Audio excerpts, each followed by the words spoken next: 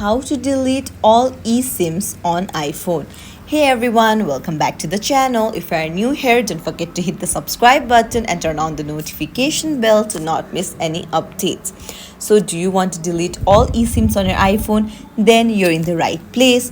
Whether you have a new phone or you're planning to sell your device and want to wipe those electronic SIM cards, I've got you covered.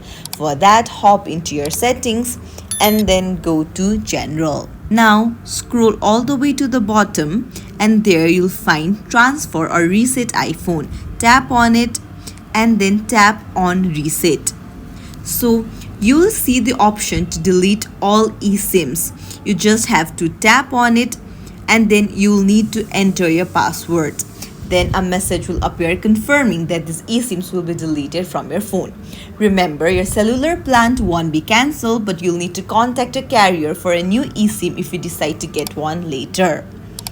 And then that's it. It's as simple as that. If you found this tutorial helpful, don't forget to like and subscribe to our channel for more tips and tricks. Thank you for watching.